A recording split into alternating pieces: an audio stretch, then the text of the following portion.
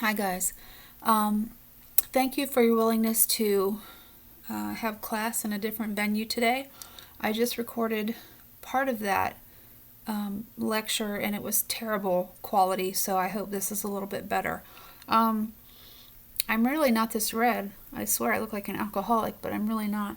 Um, okay, so we're going to be talking about Charlotte Baker today. Hopefully, you read the article. I had planned to have a oral quiz just like I had been doing, but I'll ask you here on this format.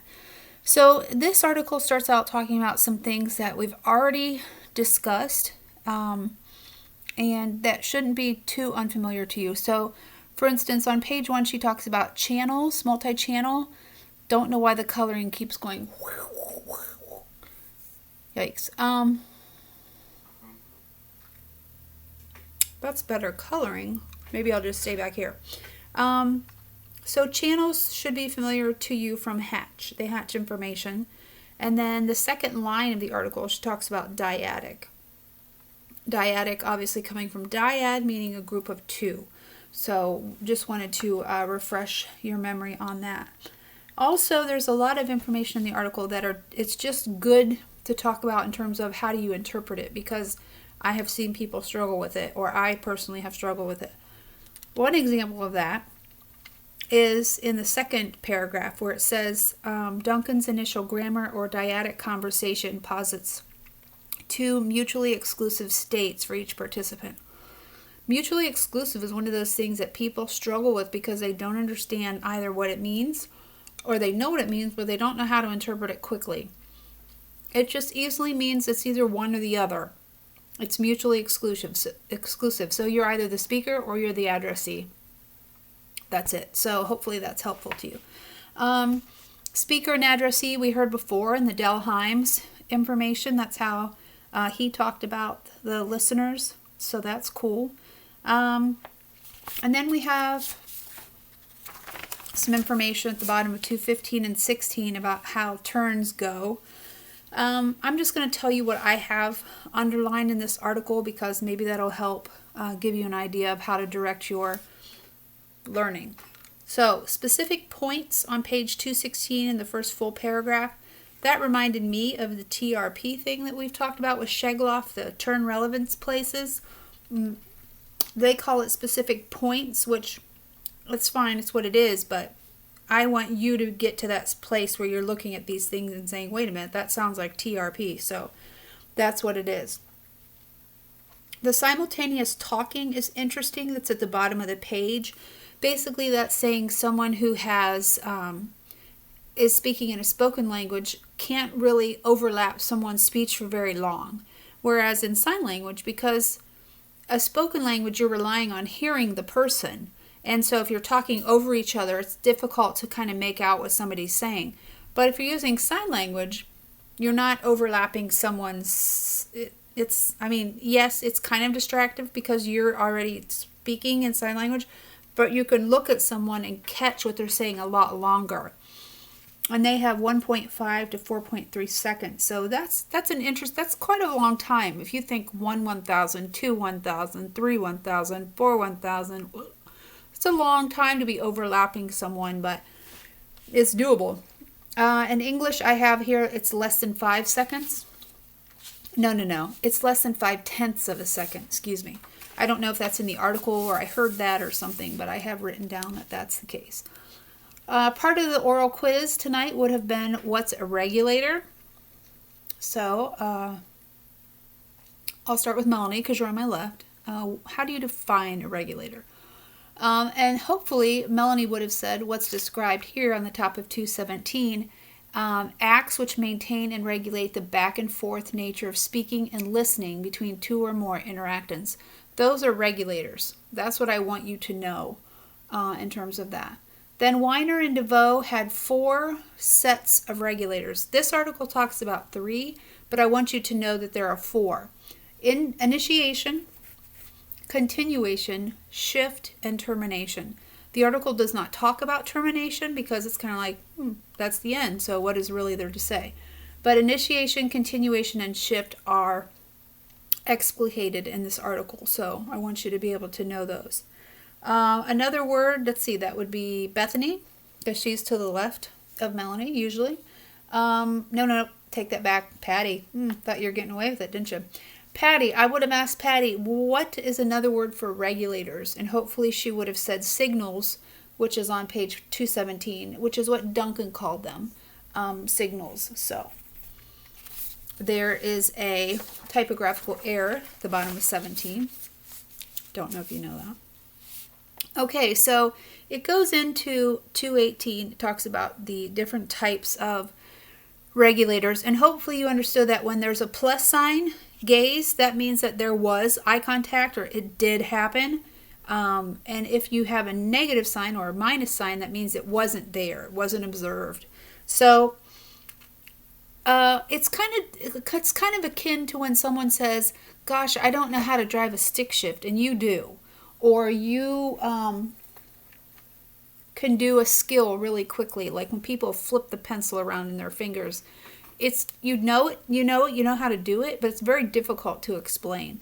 So I have a feeling that that's kind of what's happening in this section. You'll know this to see it, but if somebody would say to you, "Tell me exactly what happens," like every step of the way when you're in a signed conversation, it's hard to kind of be, and articulate everything that we do.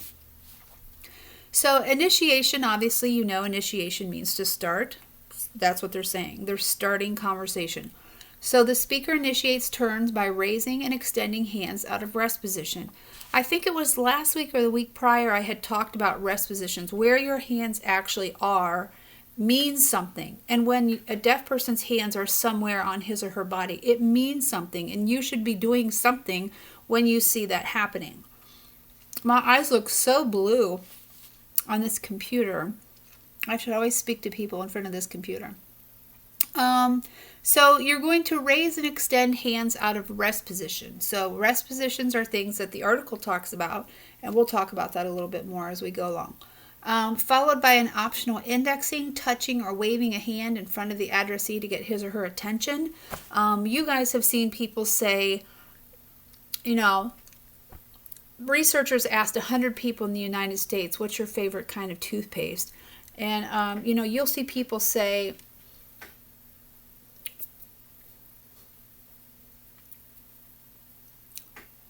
right?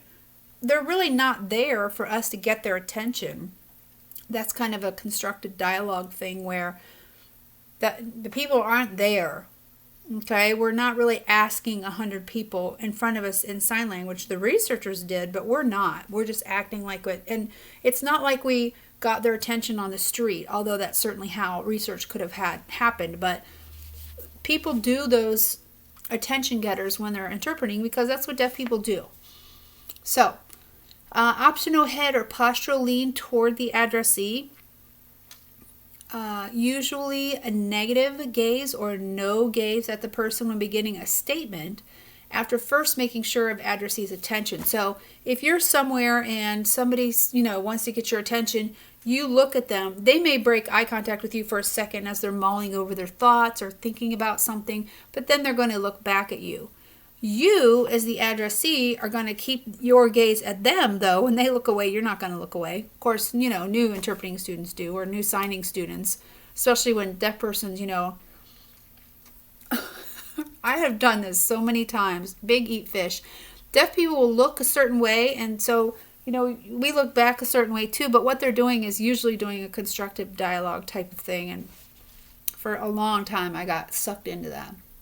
But you're keeping your gaze on that person and you're maintaining your own inactivity. So if you were talking to somebody else or you were looking at your phone or digging something out of your purse and somebody gets your attention and you look at them, you're not going to be like, "What's up?" And then, keep digging back in your purse or something. You know that they want to talk to you. And so you're going to maintain eye contact with that person.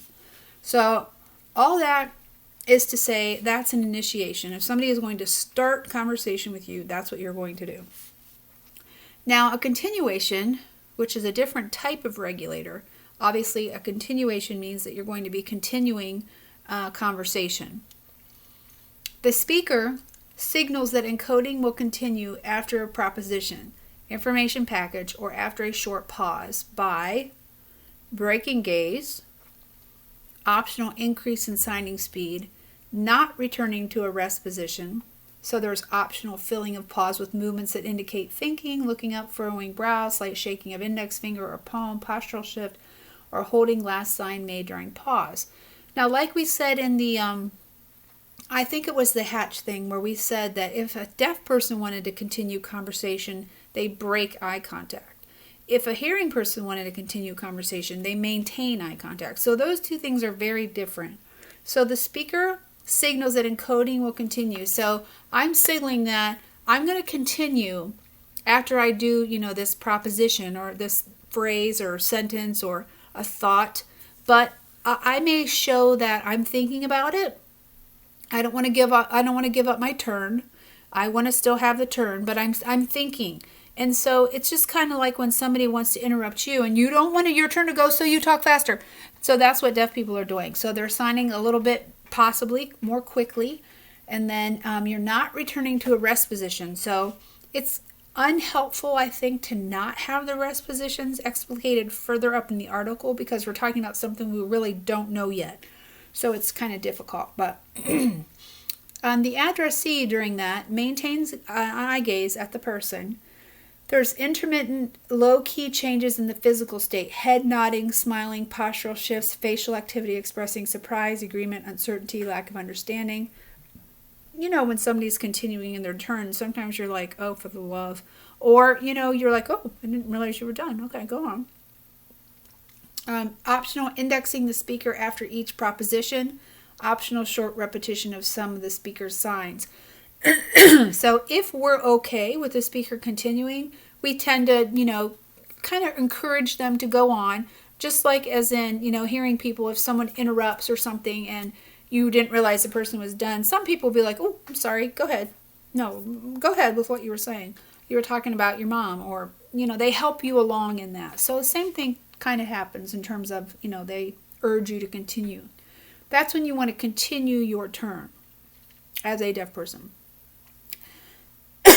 A shift regulator is when I'm shifting conversation to someone else, usually by asking a question. So the speaker signals turn yielding by return to gaze if they're not already looking at the person. There's an optional decrease in signing speed near termination of the turn. And there's an optional call for addressee response by palm up with heel raised higher than the fingertips and lowering hands, indexing addressee at the end of the turn, holding the last sign as for questions, raising the last sign as for question. Concomitant is a good vocabulary word, just means happening at the same time. Question intonation carried facially or bodily, and then a return to the rest position. So somebody may be talking, blah, blah, blah, blah, blah, blah, blah, blah, blah, and then they say to you, okay, so they're finishing up what they're saying, their proposition, and then they want to ask you a question.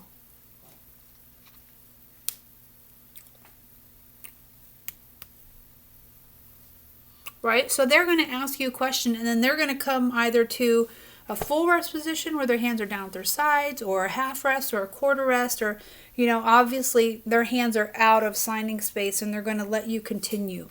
That's shift, where they're shifting the ball.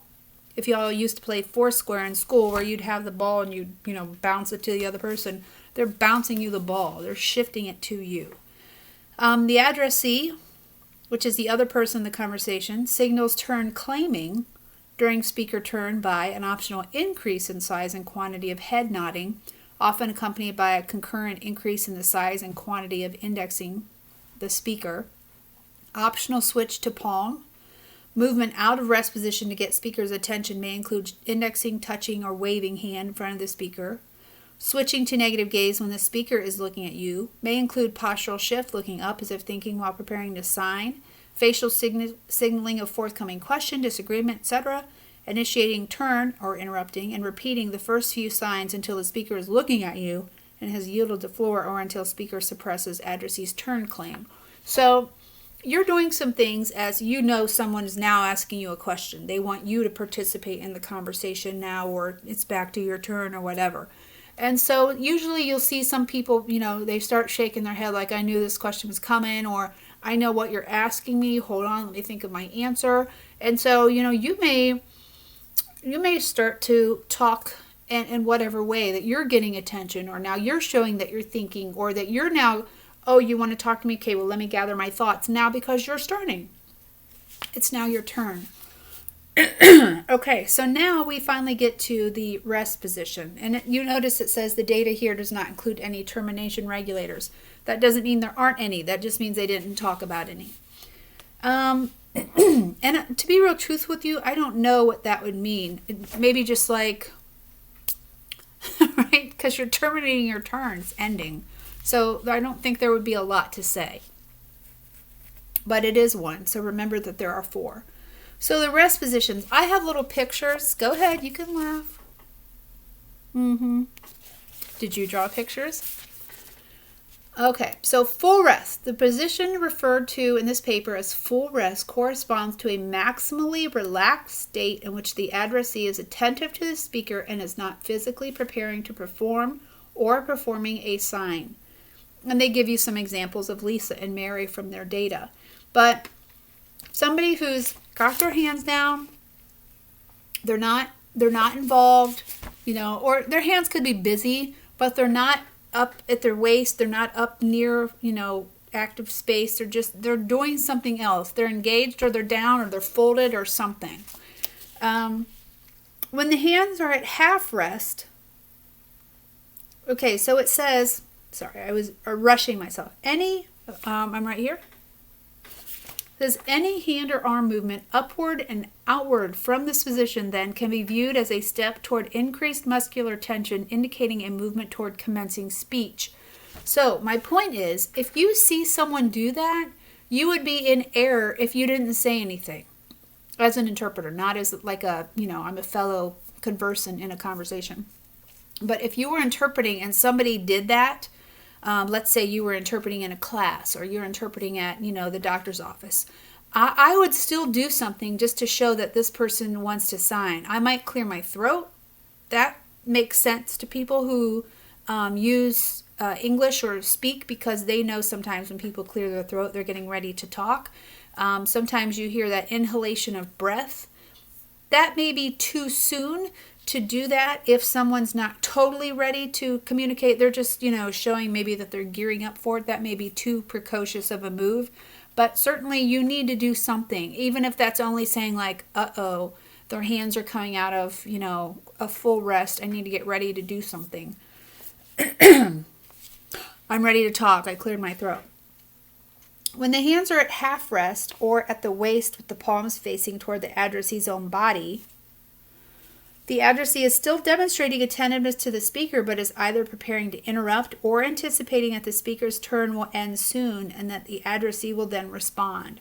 Okay, so these hands here are kind of at the waist, facing themselves, or maybe, just at this kind of position. And so they're getting ready. They're more serious now about interrupting.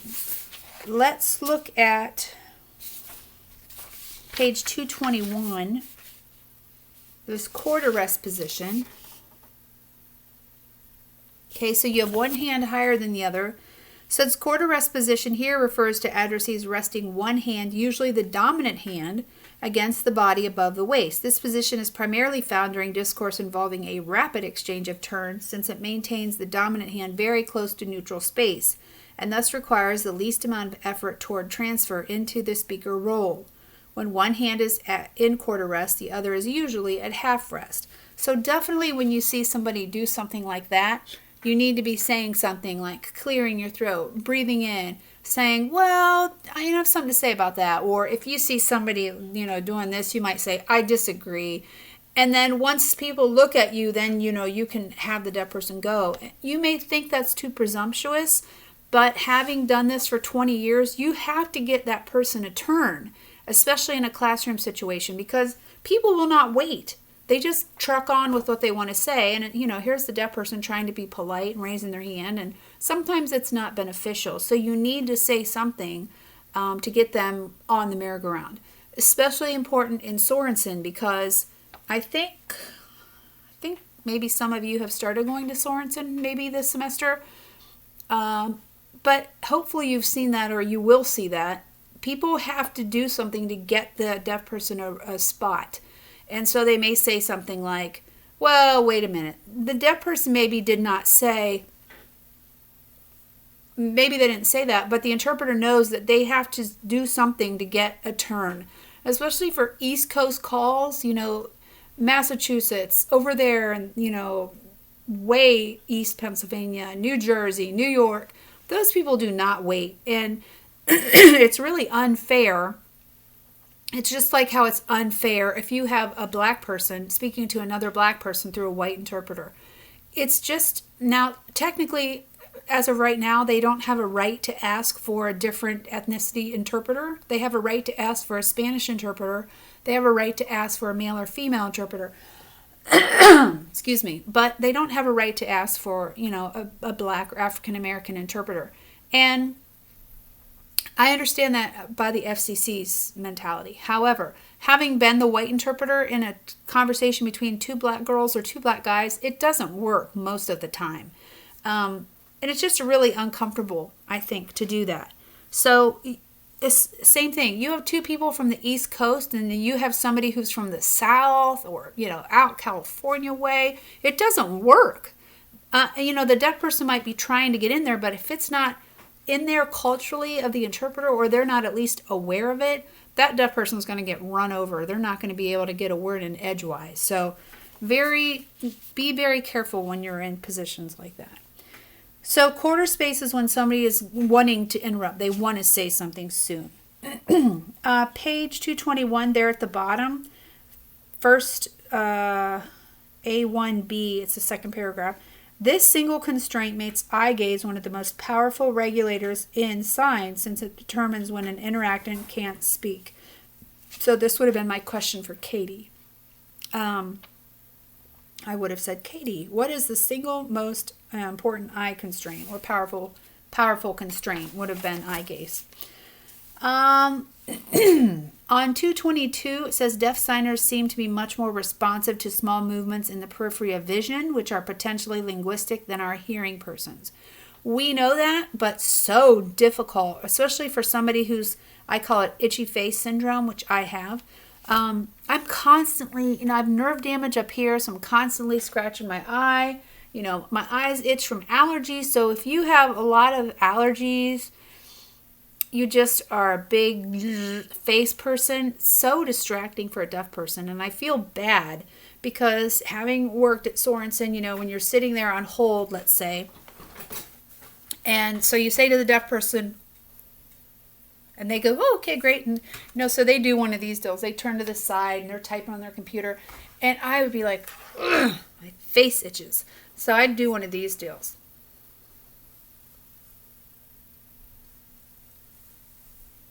Trying to get my hand up there to itch my, and whew, deaf person on me. I'd be like, oh, okay. So I'm like, oh, didn't scratch my hand while my hands were up there. Didn't scratch my face. So they're just very, any type of movement obviously has meaning.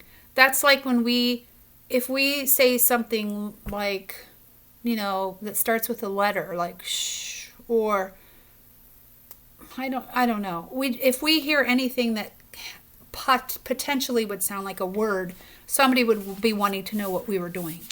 So the deaf people are very much like that, but to an even greater extent, because they think anything like this would be linguistic, right? Like, what are they saying? What does that mean?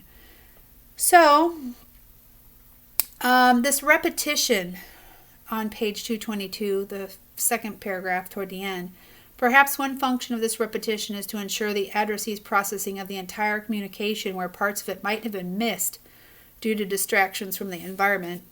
Itchy face interpreter. It does seem to be the case that the amount of repetition is increased in contexts where the addressee's attention is more easily distracted, such as conversations held while eating. One thing for me that was, I think I had to get used to it, especially on Sorensen, was the amount of repetition that deaf people wanted. And sometimes we think, well, that's no big deal. Who cares? Do repetition. But it's really awkward because if somebody says, let's say they call because they want to buy something online and they have a trouble with it. So they call somebody and the person says, okay, your total is 2317. And for hearing people, they usually assume that you have a pen, you're writing it down. Sometimes people will be like, oh, shoot, my pen doesn't work. Hold on, let me get a pencil or something like that. Okay, what's that again?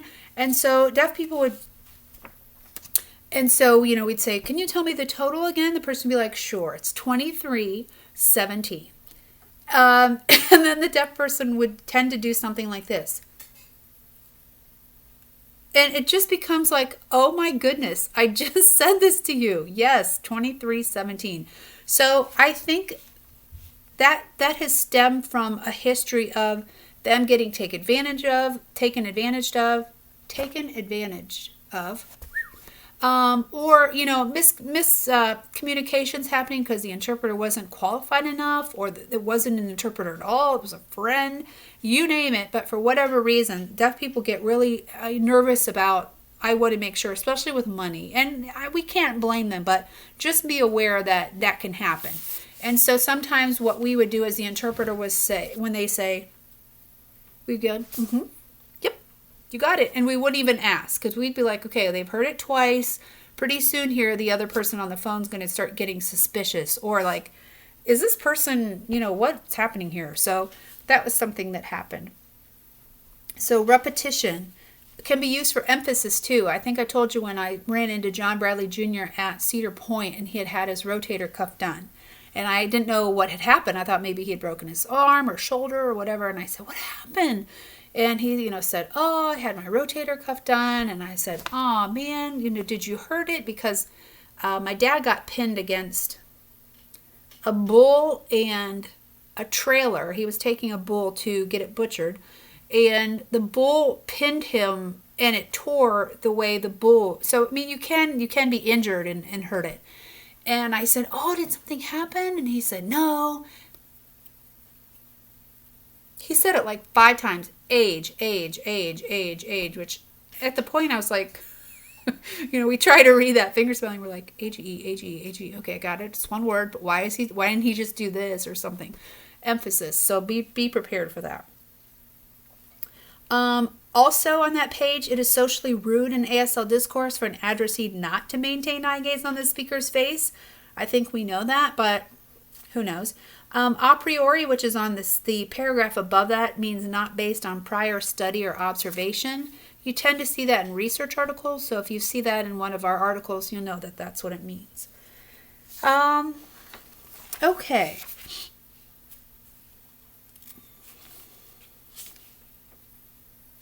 Let me see what my next thing was I was going to say.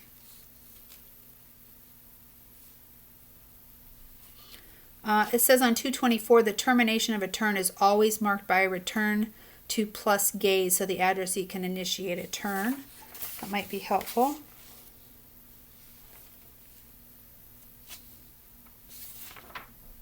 Another signing thing that's kind of good to know on page 226, in the actual conversation, says A to Z. I don't know if you've seen somebody sign that, but it just means everything. Like, I went to the doctor for some tests, and somebody goes, and if a person went, I'd be like, everything you can imagine, buddy. They tested everything. So just, I don't know if you've seen that or not, but it's good to know and fun to use. So there you go.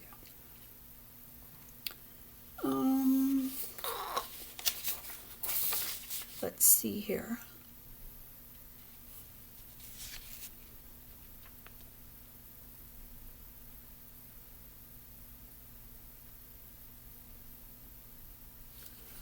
Just some things that I highlighted. I don't know if they're interesting. They were interesting to me at the time. On 227 at the bottom, under B2C, it says addressees sometimes seem to mark and indicate their understanding of each speaker proposition by indexing the speaker after each signed proposition is completed. Concomitant with appropriate facial activity, indexing can also mean, for example, that's interesting, or so, that really happened. I used to wonder that when I would be signing to a deaf person, I'd be like, yes, it happened to me. Was that not clear? Sorry, did I not? So, just so you know, I don't know if you've had these experiences or not, but it's always interesting.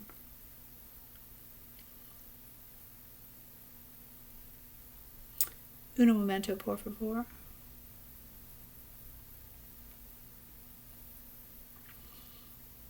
Okay. I knew I had this. This should be bigger. Under B1C colon 1 comma 2, at the last sentence it says holding the last sign plus gaze is a speaker shift regulator, whereas holding gaze, negative gaze, lack of gaze, is a continuation regulator. So we've talked about that before, but now we've seen that several times. So, okay.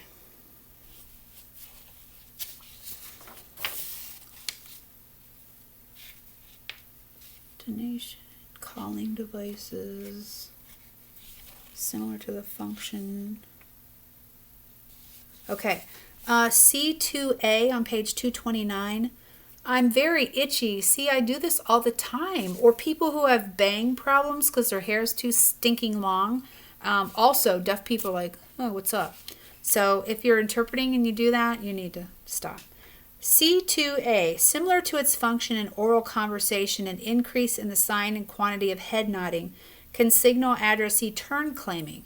It is a way of communicating, yes, yes, yes, I understand fully what you were saying and I have something to add.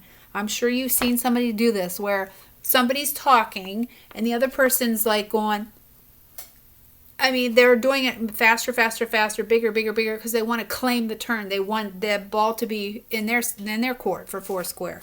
So you'll see that sometimes happen. Okay. Another way under C2E of capturing the floor is to initiate signing and then repeat the first few signs in sequence. Again, especially when there are distractions like eating or kids or something visually happening in the background, maybe a lot of people. It is also an aggressive way of interrupting a present speaker's discourse, which may result in the speaker's extending of upturned palm toward the speaker, meaning stop, to suppress the addressee's turn claim. This alternative is often employed as an attention-getting device, especially when there are other distractions. It is also an aggressive way to repeat the signs. An extremely rude way. I think this is funny. Don't do this. An extremely rude way of claiming the turn is to hold the speaker's hand or arm to keep him or her from signing. Really? I mean, seriously. Let's just go up to Jim Halishak and grab his arms. One of the most basic problems confronted in deaf-hearing interactions concerns the different use of eye gaze between the two cultures. So again, it's talking to us about what people are doing when they look at each other or they break eye contact. So that's just really important to remember.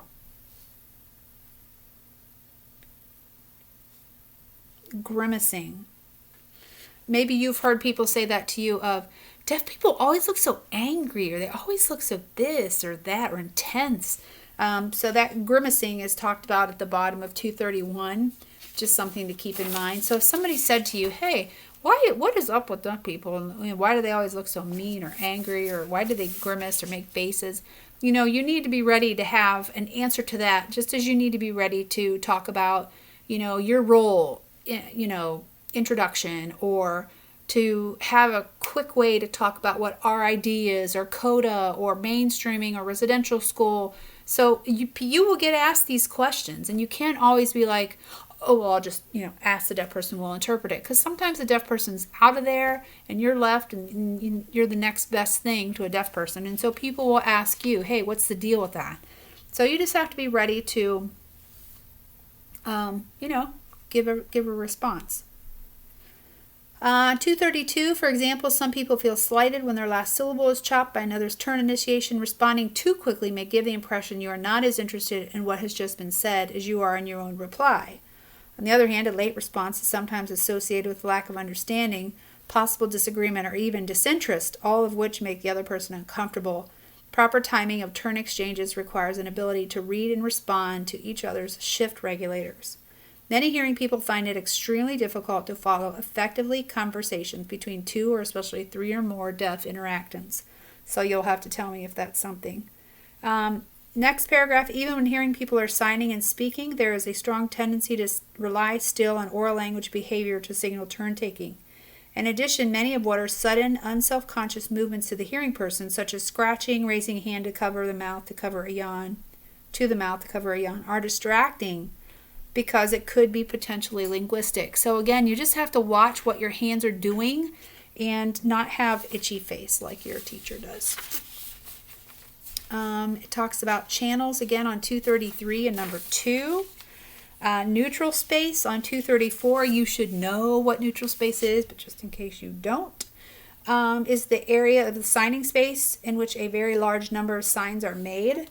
The signing area approximates a rectangle extending from the waist to about 6 inches above the head, the width of which is determined by the signer's lax arm spread. Neutral space has no well-defined boundaries, but generally refers to the area in front of, but not in contact with the signer's chest. There you go. Paucity is a great word at the bottom of 235. Smallness of number or amount.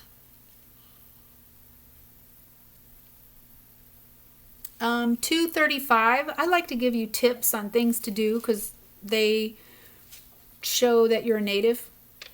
Another observed exception occurs when the speaker is fingerspelling a word and the addressee anticipates what it is before the spelling is completed. One informant commented that it is boring to continue looking at that. The disruption of gaze is a way of indicating to the speaker that the completion of fingerspelled word is unnecessary. Have you ever been spelling a word and somebody knows what you do and they maybe do the nose wiggle or something like that? That nose wiggle will make you need Botox when you're 43, just so you know. And the person continues to fingerspell the word. Like, hello, if a deaf person knows what you're doing, just enough already. Just stop spelling the word because they're bored. Hurt. Okay, something else that typically I would have had you work in groups and write this on the board, but I'll just send it out to you because I've already done it. This paper is a list of, it says initiation, continuation, shift, termination. Again, we don't have anything here because it wasn't in the article, but you know, there we need eye contact. So how do you initiate conversation in English? Well, this is what you do. This is what you do in ASL. You may not agree with these, but these are from the article. Okay, so just so you know, in case you're wondering where in the world I got them. So I will send you this so that you can have an idea of what we're talking about. I also will, we were supposed to do the sign-up sheet today. A deaf person would be like, do you need something? We're supposed to do the sign-up sheet today for the presentations. I'm not totally sure if the presentations are next week. I would assume so since I was going to do the paper today. But at any rate, I will somehow figure out a way to get that done. If it is next week, I'll probably mail it out and say, hey, I mean, honestly, everybody's going to have to go, so it really doesn't matter. Maybe we can just play it by ear whenever we do the presentation. So it's kind of dumb, you know. We'll do eeny, meeny, miny, mo, or rock, scissors, paper, or some creative thing.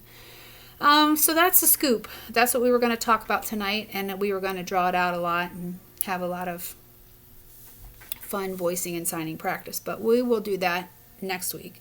I appreciate your willingness to not come to class. Hopefully that was a relief for you since you had your article to do and you didn't have to worry about coming to class. So again, sorry for the late notice, but I was really planning on not going to the NHS thing for my son, and I just thought, well, that's dumb. So there we go. If you have any questions, let me know. What I will be doing with your papers is I will be grading them probably on something like this, possibly, where I'll be giving feedback. What I probably will do is have your paper on the screen, and then I'll have my headset and I'll be grading it and going down like this. And then all I ask people do is to script the feedback that I give them. And it doesn't have to be word for word scripting. It just has to be like, you know, change the citation, blah, blah, blah. You talked about this, typo on page 4, whatever I say that's of note. And then, you know, for instance, sometimes I get on there and I go, hey Genesis, my husband just got back from Mexico and there was somebody there named Genesis, but they pronounced it Genesis. So why would it be Genesis Gutierrez if they both start with a G? I mean, which I do want the answer to, Genesis, but some people will script that to me in their paper. You don't have to do something like that if I'm just, saying goofy stuff. So whatever pertains to the paper is what you do. And no, I do not need your articles because I have the majority of them already. So no worries on that. Okay, I think that's all. I hope you have a great night, and I will see you next